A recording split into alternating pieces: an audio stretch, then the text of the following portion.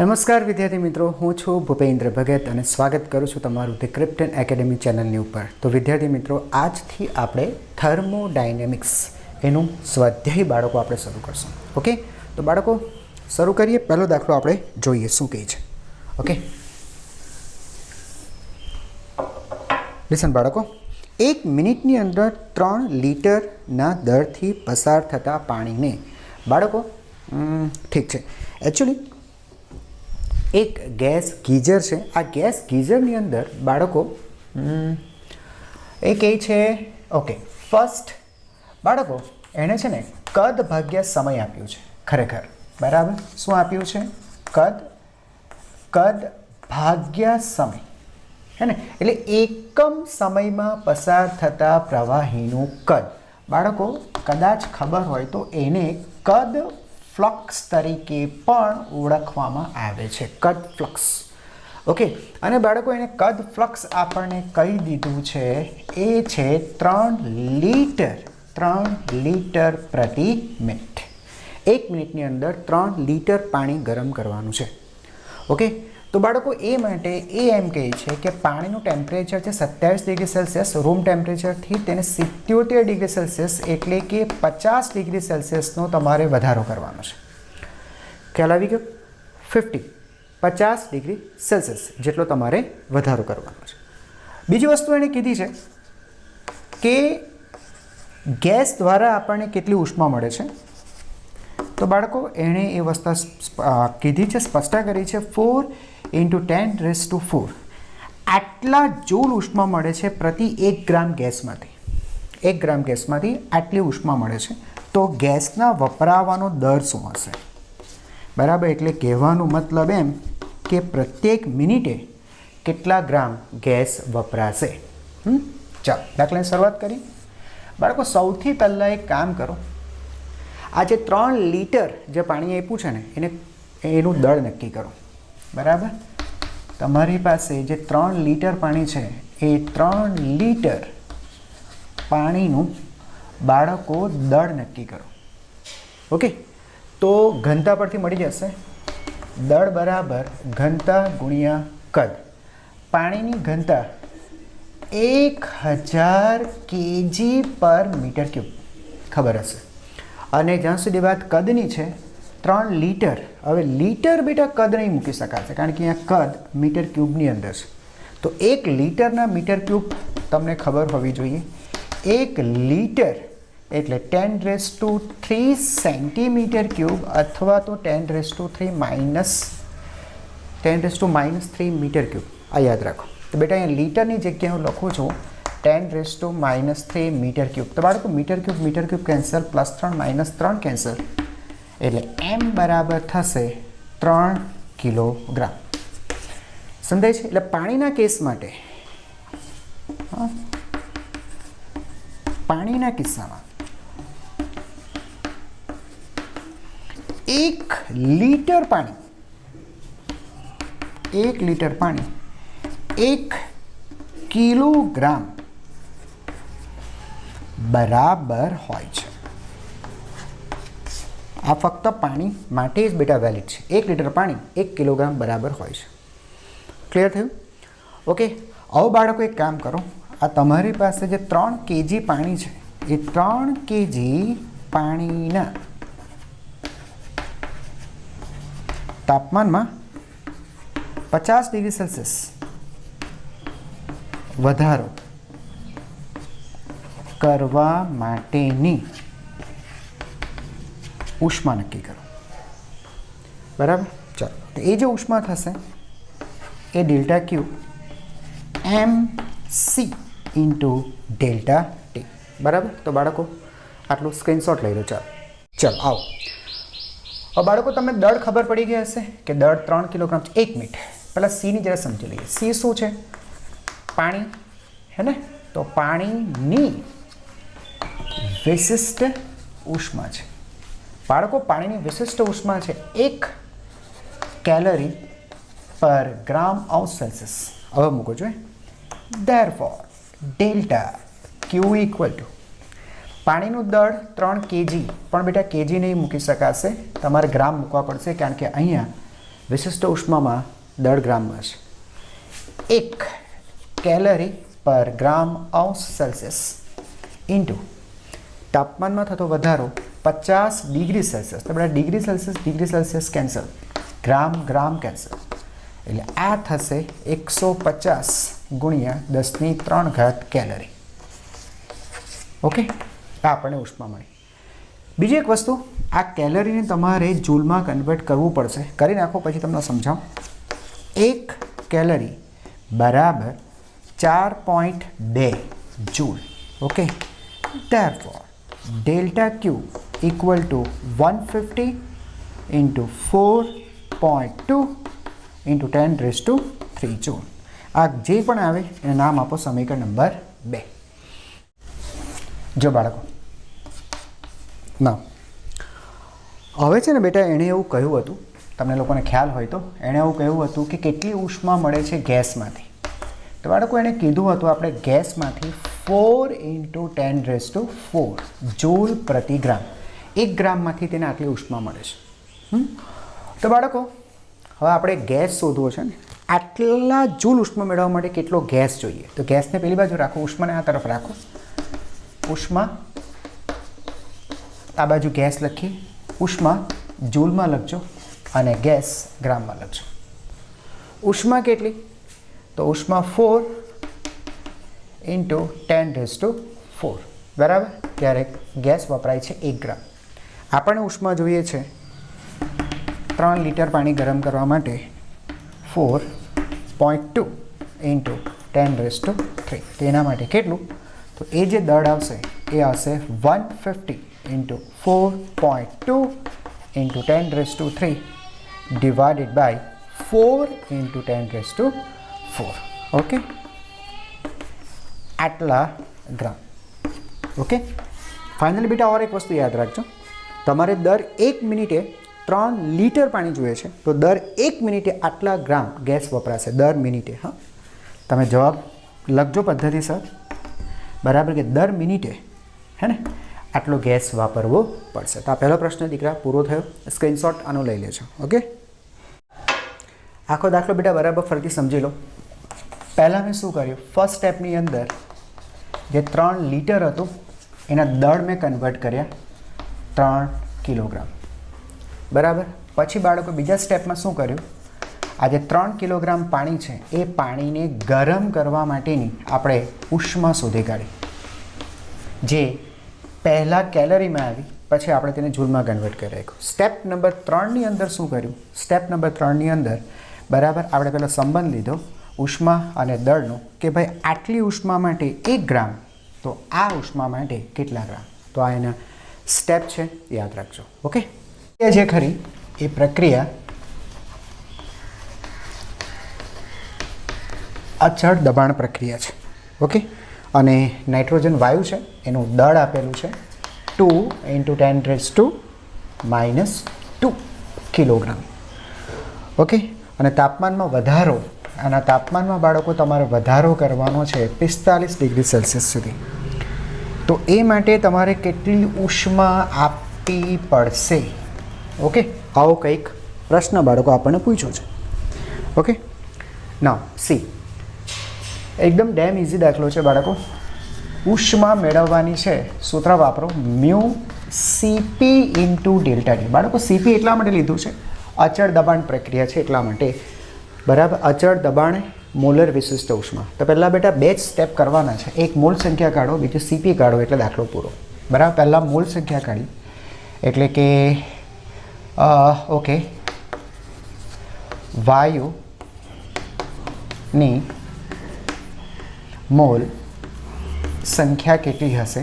તો એ સંખ્યા mu is equal two m/m0. એમની વેલ્યુ 2 into 10⁻². ઉપર કેજી છે, નીચે m0 શું છે? m0 થશે વાયુનો અણુભાર. બરાબર? જ્યાં સુધી નાઇટ્રોજન વાયુની વાત છે 28 ગ્રામ પ્રતિ મોલ થાય. બાળકો અહીંયા દળ ગ્રામમાં આવ્યું, એટલે આ કેજી ચાલશે નહીં, 10⁻+3, હે ને, કિલોગ્રામના ગ્રામ 1000 ગ્રામ, અને અહીંયા 28 એટલે આ ગ્રામ ગ્રામ કેન્સલ થશે, મોલ ઉપર જતા રહેશે, તમારો આન્સર મોલમાં આવશે. તો મોલ થશે કેટલા?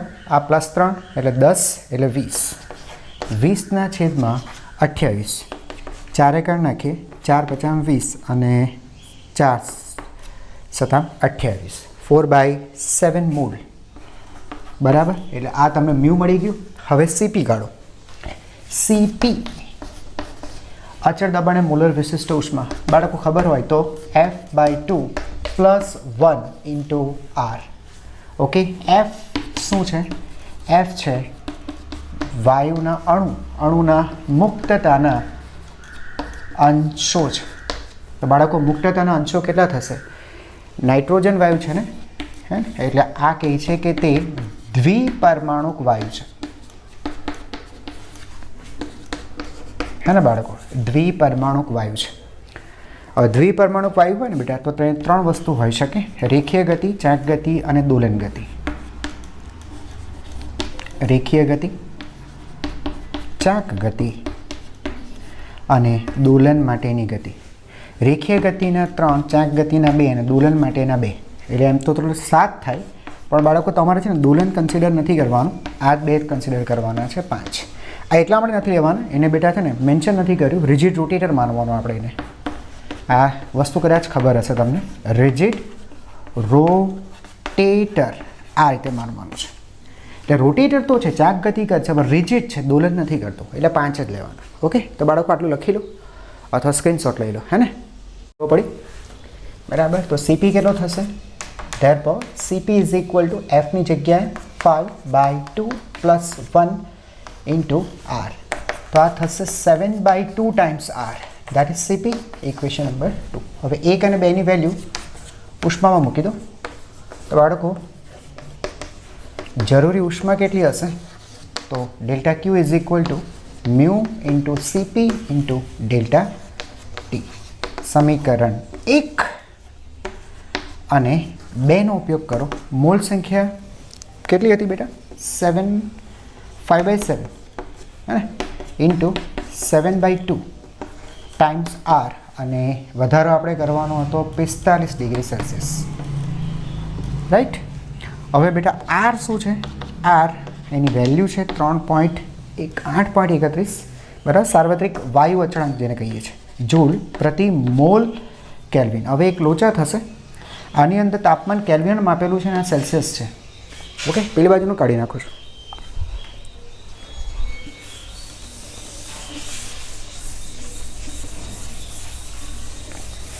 જો બચ્ચો, અહીંયા છે ને તાપમાન નથી, તાપમાનમાં થતો ફેરફાર છે. તાપમાનમાં થતો ફેરફાર છે 45 ડિગ્રી સેલ્સિયસ. તો બાળકો જ્યારે ફેરફાર હોય ને, તો ફેરફારના કેસમાં આ તમે 45 કેલ્વિન પણ લખી શકો, એ તમને ખબર હશે. ટેમ્પરેચર નથી, ટેમ્પરેચર ડિફરન્સ છે, હે ને? તો લખી શકાય. તો બાળકો ડેલ્ટા ક્યુ કેટલો થશે? તો એ ક્યુ થશે, તો બેટા 7 કેન્સલ કરી નાખીએ, તો 5/2 × R. ની વેલ્યુ 8.31 અને આ 45 કેલ્વિન. હવે બેટા તમારે કેલ્વિન નીકળી ગયા, આ બાજુ મોલ સંખ્યા પણ નીકળી ગઈ, એટલે ઉપર રહેશે ખાલી જૂલ. એટલે તમે આને કેલ્ક્યુલેટ કરી લેજો, તમારો આન્સર આવી જશે. ઓકે, લખી નાખો અથવા તો સ્ક્રીનશોટ લઈ લો. ત્રીજો એક્ઝામ્પલ, 3 પ્રશ્નો પૂછ્યા છે. અચ્છા, પહેલો પ્રશ્ન જો શું કહે છે બાળકો. એ એમ કહે છે કે તમારી પાસે 2 પદાર્થ છે. આ રીતના 2 પદાર્થ છે. ઓકે, એકનું તાપમાન છે T1, બીજાનું તાપમાન છે T2. એટલે એક માની લો કે ગરમ છે, એટલે સમજો ને કે T1 is greater than T2. એટલે આ જે પદાર્થ છે એ ગરમ છે અને આ ઠંડો છે. હવે આવા 2 પદાર્થોને એકબીજાના સંપર્કમાં લાવીએ તો અંતિમ તાપમાન આ બંને પદાર્થના પ્રારંભિક તાપમાન જે ખરા એના સરેરાશ બરાબર થાય છે. ઓકે, ચાલો આ વસ્તુને આપણે સમજીએ. એક કામ કરો, આ બંને પદાર્થને એકબીજાના સંપર્કમાં લાવી દો. ચાલો આ રીતે. તો તમે સમજો છો બાળકો, ગરમ પદાર્થથી ઠંડા પદાર્થ તરફ ઉષ્માનો વિનિમય થશે, એટલે ઉષ્મા આ તરફ ગતિ કરશે. સમજાય છે? ક્યાં સુધી ગતિ કરશે? જ્યાં સુધી સર બંનેના તાપમાન સરખા ન થઈ જાય ત્યાં સુધી. એટલે કે એ લોકો તાપીય સંતુલનમાં આવી જાય. તાપીય સંતુલન ખબર હશે, જ્યારે બે તંત્ર અથવા તો તંત્ર અને તેના પરિસર વચ્ચે ઉષ્માનું વિનિમય ન થતું હોય ત્યારે પદાર્થ તાપીય સંતુલનમાં છે તેમ કહેવાય. તો ફિલહાલ બેટા આ ટી એ તેનું અંતિમ તાપમાન છે. ઓકે, ચાલો વિચારો કે આ જે તંત્ર છે પરિસરથી અલગ કરેલું છે, હે ને, અલગ કરેલું તંત્ર છે, બરાબર. એટલે બીજી કોઈ પણ રીતે ઉષ્મા વ્યય થતી નથી, ફક્ત આને ગુમાવીને આને મેળવી. તો પછી કેલોરીમીટરનો બેટા સિદ્ધાંત વાપરીએ. કેલોરી મીટરના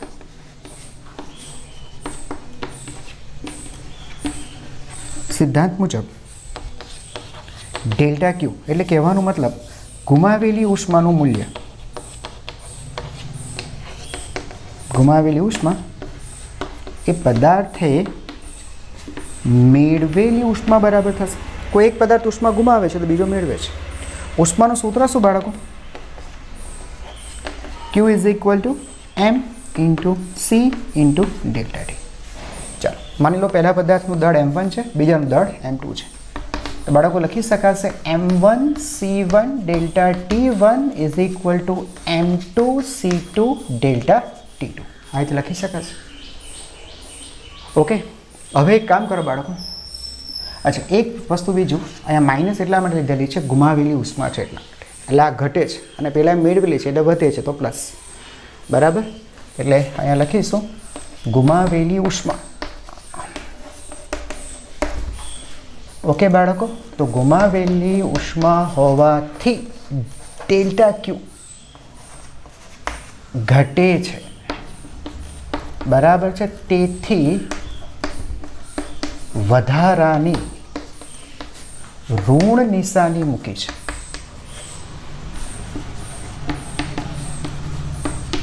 ઓકે, હવે બાળકો બીજી વસ્તુ સમજો. તમારું M ઇન્ટુ C, શું એનું હું HC કહી શકું? ઉષ્મા ધારિતા.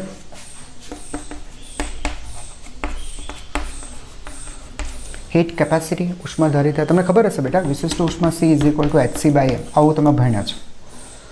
તો બાળકો ઉપરના સૂત્રની અંદર માઇનસ અને લખી શકાશે HC1 delta T1 equal to HC2 delta T2. આ રીતે લખી શકાશે. Minus HC1 delta T1 equal to HC2 delta T2. Okay, ચાલો. ધેરફોર હવે એક કામ કરીએ બેટા, એક કન્ડિશન મૂકું છું. જો HC1 equal to HC2, HC1 is equal two HC2, તો શું થાય? બરાબર, અગત્યનું. ઓકે, તો શું થાય બાળકો? તો થશે delta T1 is equal two minus delta T1 is equal two minus delta T2. આટલું લખી નાખો બાળકો. Minus delta T1 is equal to delta T2. અચ્છા, minus therefore minus delta T એટલે પહેલા પદાર્થના તાપમાનમાં થતો ફેરફાર. તો બાળકો પહેલા પદાર્થનું અંતિમ તાપમાન T1, શરૂઆતનું તાપમાન T2. બીજા પદાર્થમાં અંતિમ તાપમાન એનું પણ T, પ્રારંભિક તાપમાન T2. ધેરફોર આ માઇનસ T પેલી બાજુ જતાં પ્લસ T થઈ જશે, એટલે T પ્લસ T, આ T પ્લસ T 2T. આ માઇનસ માઇનસ પ્લસ T1 આ બાજુ આવશે એટલે plus T2. It means T is equal to T1 plus T2 by 2. આ શું મેળવ્યું આપણે? સરેરાશ તાપમાન. બરાબર, આવી ગયું. પણ તમને ખબર છે આ વસ્તુ ત્યારે જ સાચી છે જો HC સમાન હોય ને, બંને પદાર્થ માટે ઉષ્માધારિતા સમાન હોય તો જ અંતિમ તાપમાન બંને પદાર્થના સરેરાશ તાપમાન બરાબર થાય. આ યાદ રાખજો. એક ગરમ પદાર્થ છે, બીજો ઠંડો પદાર્થ છે. બે પદાર્થની તમે ઉષ્મી રીતે સંપર્કમાં લાવો તો અંતિમ તાપમાન સરેરાશ તાપમાન જેટલું થાય જરૂરી નથી. બંનેની ઉષ્માધારિતા સમાન હોવી જોઈએ. આઈ થિંક કે તમને સમજાઈ ગયું હશે. ઓકે, હવે સ્ક્રીનશોટ લઈ લો. હવે એની અંદર જ એટલે ત્રીજો પ્રશ્ન એનો એ પૂરું કર્યું. હવે આપણે બીને સમજીએ. શું કહે છે? તો રાસાયણિક કે ન્યુક્લિયર પ્લાન્ટમાં રહેલ કુલન્ટની વિશિષ્ટ ઉષ્મા વધારે હોવી જોઈએ. અચ્છા, ધ્યાન આપજો બેટા. કોઈ પણ રાસાયણિક પ્લાન્ટ અથવા તો ન્યુક્લિયર પ્લાન્ટ હોય, પ્લાન્ટ એટલે કે જ્યાં છે ને બેટા અહીંયા કયા અર્થમાં લીધું છે કે તમારે અહીંયાથી તમે વિદ્યુત મેળવો છો, બરાબર છે, વિદ્યુત ઉર્જા તમે મેળવો છો. તેવા પાવર પ્લાન્ટની અંદર રાસાયણિક પ્રક્રિયા દ્વારા ઉષ્મા મેળવાય છે. અથવા તો ન્યુક્લિયર પ્લાન્ટ છે તેમાં ન્યુક્લિયર વિખંડન કરાવીને વિદ્યુત ઉર્જા મેળવાય છે. તો બાળકો અહીંયા છે ને બહુ પુષ્કળ પ્લાન્ટની અંદર બહુ પુષ્કળ પ્રમાણમાં ઉષ્મા ઉત્પન્ન થતી હોય. હવે આટલી બધી ઉષ્માને કારણે બરાબર મોટા અકસ્માત થઈ શકે જો તાપમાન નિયંત્રણમાં ન રાખો તો. એટલે છે ને પેલી વધારાની ઉષ્મા બેટા શોષી લેવાય એ વ્યવસ્થા કરવી પડે. બરાબર છે, જેને શીતક કહેવામાં આવે છે, શીતક અથવા અંગ્રેજીમાં કુલન્ટ. ઓકે, અંગ્રેજીમાં એને શું કહેવાય બેટા? કુલન્ટ કહેવાય. ઓકે, તો બેટા આ શીતક એવા વાપરવા જોઈએ, શીતક કે જેમની વિશિષ્ટ ઉષ્મા અને વિશિષ્ટ ઉષ્મા વધારે હોવી જોઈએ.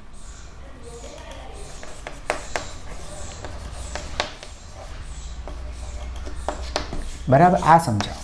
સામાન્ય રીતે બેટા શીતક છે ને, આ શીતક તરીકે પાણી યુઝ થાય છે મોટા ભાગે, કારણ કે પાણીની વિશિષ્ટ ઉષ્મા તમે સમજો છો, પાણીની વિશિષ્ટ ઉષ્મા વધારે હોય છે.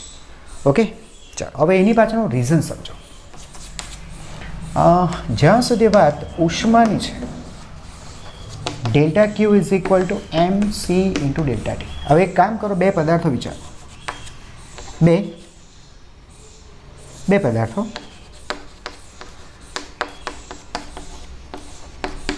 વિચારો કે જેમના તાપમાનમાં એક સરખો વધારો કરવામાં આવે છે.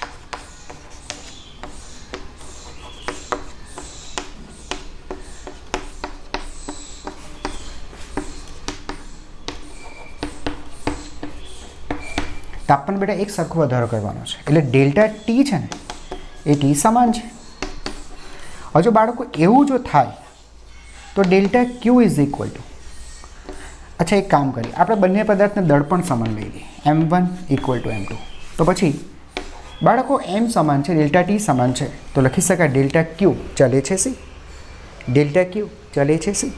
એટલે ઉષ્મા એ વિશિષ્ટ ઉષ્માના સમપ્રમાણમાં છે. એનું મતલબ એમ થયું કે જે પદાર્થની વિશિષ્ટ ઉષ્મા વધારે,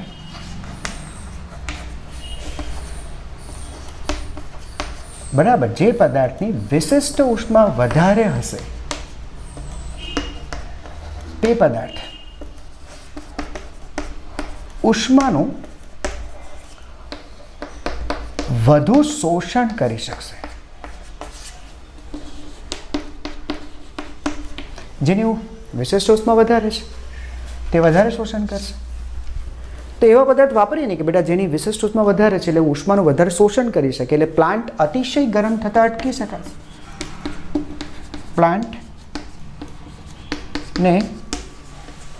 અતિશય ગરમ થતાં અટકાવી શકાશે, ટૂંકમાં નિયંત્રણમાં લાવી શકાશે. તો બેટા આ રીતે કરી શકાય. બોલો, ખબર પડી ગઈ? ચાલો ઠીક, લખી નાખો.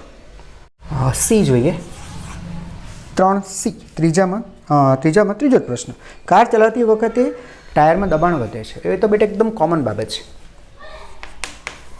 હે ને બાળકો, કે ભાઈ કાર ચલાવતી વખતે ટાયરનું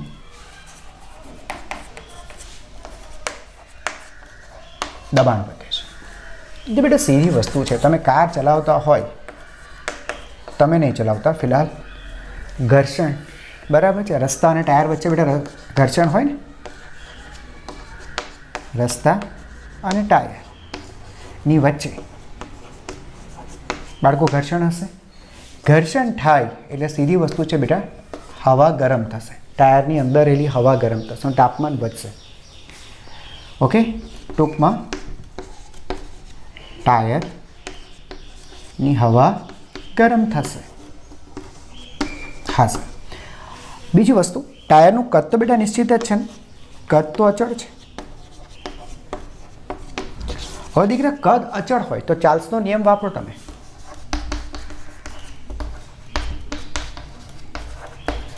ચાર્લ્સના નિયમ મુજબ ચાર્લ્સ શું કહે છે બેટા? દબાણ એ તાપમાનના સમપ્રમાણમાં છે. અહીંયા જોવો છો બેટા, ટાયરનું તાપમાન વધે છે તો સીધી વસ્તુ છે દબાણ વધશે. બરાબર, દબાણ બેટા એટલી હદે પણ વધી શકે કે ટાયર ફાટી જાય. બરાબર, એટલે ખાસ કરીને જ્યારે આપણે હાઈવેની ઉપર ગાડી ડ્રાઈવ કરવાની હોય, જ્યાં આપણે ફાસ્ટ ગતિ કરતા હોઈએ છીએ, ત્યાં ખાસ ધ્યાન રાખવાનું કે ટાયર એટલા બધા ગરમ ન થાય કે ટાયર ફાટી જાય. એટલે ત્યાં હવાનું પ્રેશર પહેલાંથી ચેક કરાવી નીકળવું કે ભાઈ દબાણ બહુ વધારે દબાણ પૂરતી હવા નહીં હોવી જોઈએ. એટલે કદાચ દબાણ વધે તો પણ શું છે, એને એક્સપાન્ડ થવા માટે થોડું ટાયર જગ્યા આપે, હે ને, તો યાદ રાખજો. હવે ત્રીજો પ્રશ્ન, એની અંદર છેલ્લો ટી. બાળકો અહીંયા કંઈક એવું કહે છે, દરિયા કિનારાની વાત કરે છે. દરિયા કિનારો. હવે દરિયા કિનારો છે ને બેટા, એને બે જગ્યાએ વિચાર્યું છે. એક શહેરી વિસ્તારમાં, એક શહેરી વિસ્તાર છે અને બીજું ખુલ્લું મેદાન છે.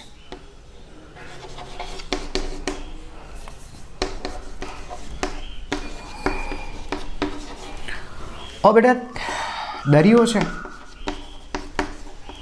એટલે કિનારાની ઉપર દરિયાના પાણીની વરાળ થવાની, બરાબર ને, જેને આપણે ભેજ કહેવાય છે. તો ભેજ તો રહેવાની. હવે બાળકો જો ખુલ્લું મેદાન હોય તો આ ભેજ એનું વિસ્તરણ થઈ જશે, એટલે કે ફેલાઈ જશે. વિસ્તરણ થઈ જવું એટલે ફેલાઈ જશે. અને એ જ ભેજ શહેરી વિસ્તાર હોય, મકાન છે, આ બધી વસ્તુઓ છે, બેટા ત્યાં છે ને એ ફેલાશે નહીં. સમજાતી વસ્તુ છે, ફેલાશે નહીં, બરાબર. બીજો બેટા છે શું ખબર? આ જે ભેજ હોય ને, ભેજ, એ ભેજ ઉષ્માનું શોષણ કરી શકે છે.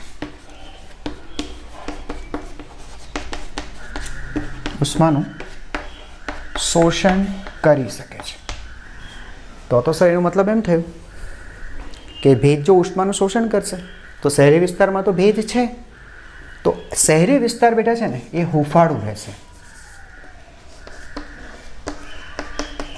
સમજી ગયા છો, બરાબર. જ્યારે ખુલ્લું મેદાનનું ટેમ્પરેચર એટલું બધું નહીં હશે, બહુ તાપમાન નહીં હશે. ખ્યાલ આવી ગયો? ઓકે. તો આ તમારો ડી પ્રશ્ન અહીંયા પૂરો થાય છે.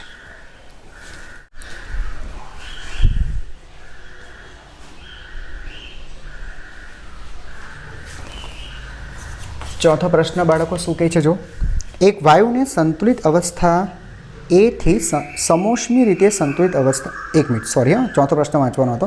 ખસી શકે તેવા પિસ્તન ધરાવતા એક નળાકાર પાત્રમાં પ્રમાણભૂત તાપમાન અને દબાણે 3 મોલ હાઇડ્રોજન રહેલો છે. અચ્છા, તો હાઇડ્રોજન વાયુ છે, તેની મોલ સંખ્યા છે 3 મોલ. અચ્છા, ઠીક છે, 3 મોલ છે. નળાકાર પાત્રની દિવાલ ઉષ્મા અવાહક પદાર્થની બનેલી છે. દિવાલ જે ખરી ઉષ્મા અવાહક પદાર્થની બનેલી છે. પિસ્તન ઉપર રેતીનો ઢગલો કરી અવાહક બનાવેલો છે. બાળકો દિવાલો અવાહક છે, ઉપર પિસ્તનની ઉપર રેતી પણ અવાહક. એટલે અંદર જે હાઇડ્રોજન વાયુ ભરેલો છે એ હાઇડ્રોજન વાયુ પરિસરથી સાવ અલગ થઈ ગયો છે. એટલે જે કંઈ પણ અહીંયા પ્રક્રિયા થવાની છે એ પ્રક્રિયા સમોષ્મી પ્રક્રિયા હશે. રાઈટ બાળકો? અને એ કહે છે કે જો વાયુને તેના કદ કરતાં અડધા કદ સુધી સંકોચિત કરવામાં આવે, અચ્છા, તો એનું જે કદ છે, એક જ મિનિટ, એનું જે કદ છે V2 એ શરૂઆતનું કદ કરતાં અડધું કરવામાં આવે તો દબાણમાં કેવા ફેરફાર થશે? એટલે P2/P1 અથવા P1/P2, તમને જે યોગ્ય લાગે તે મેળવો, કંઈ વાંધો નહીં. તો બાળકો પ્રક્રિયા સમોષ્મી પ્રક્રિયા છે. કદમાં થતો ફેરફાર આપણને આપ્યો છે, દબાણમાં કેવા ફેરફાર થશે? ડેમ એટલે ડેમ ઇઝી દાખલો છે, કશું જ નથી બાળકો. ખાલી ઓળખાવવું જોઈએ કે પ્રક્રિયા સમોષ્મી છે. તો બાળકો સમોષ્મી પ્રક્રિયા માટે દબાણ અને કદનો સંબંધ જોઈએ.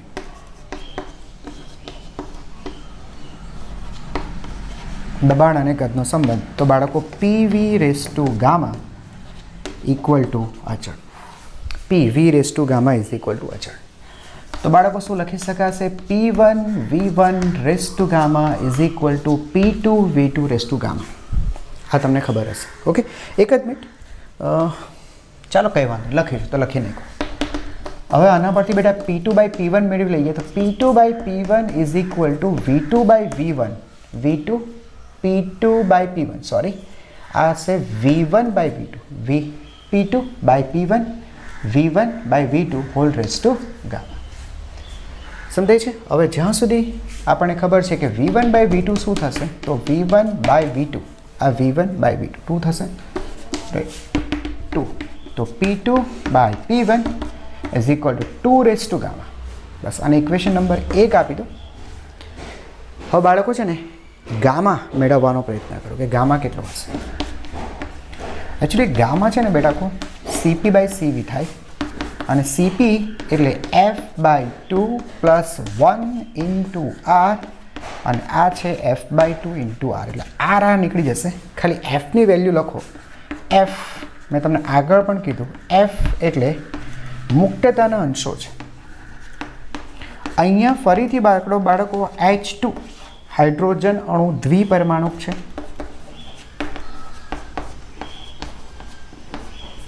દ્વિપરિમાણિક છે. દ્વિપરિમાણિક હોય તો બેટા મુક્તતાના અંશો કાં તો 5 આવે કાં તો 7 આવે. અહીંયા પણ રિજિડ રોટેટર લેવાનું છે એટલે 5 જ થશે. ઓકે, આ બાજુનું સાફ કરી નાખું છું, જરા સ્ક્રીનશોટ લઈ લેજો. કેટલું થશે? Therefore gamma is equal two 5 મૂકી દઈએ એટલે 5 બાય 2 પ્લસ 1 અપોન 5 બાય 2, આ થશે 7 બાય 5, બરાબર. અને નામ આપો સમીકરણ 2. હવે સમીકરણ 1 જોઈ લો. તેથી સમીકરણ 1 બાળકો શું થશે? તો ભાઈ P2 by P1 equal to V raise to gamma. Gamma એટલે 7 બાય 5, બરાબર ને. હવે બાળકો એક કામ કરો, અને સોલ્વ કરવા માટે બંને બાજુ લઘુગણક લઈ લો. બંને બાજુ લોગ લેતા, એટલે આ થશે log P2 by P1 is equal to 7 by 5 times log 2, બરાબર. અચ્છા, 7 બાય 5 log 2ની કિંમત છે 0.3010. હવે બેટા હવે એનાથી આગળ થશે નહીં મારાથી. આને કેલ્ક્યુલેટ કરો એટલે તમને P2 બાય P1, પણ એ log છે. અહીંયા બાળકો તમે એન્ટી log લઈ લેજો, હે ને, એટલે તમને P2 બાય P1 મળી જશે. હા, હું એવું માનું છું કે ત્યાં સુધી તમને લોકોને log અને એન્ટી logની ફાવટ હશે. બસ, તો બાળકો પહેલાં સ્ક્રીનશોટ લઈ લો, બરાબર, પછી વાત કરીએ. હા, તો બાળકો બસ અહીંયા સુધી આપણે મર્યાદિત રાખીએ. નેક્સ્ટ વિડીયોની અંદર બાળકો આપણે આનાથી આગળ વધશે. યસ, એન્ડ ત્યાં સુધી કીપ લર્નિંગ એન્ડ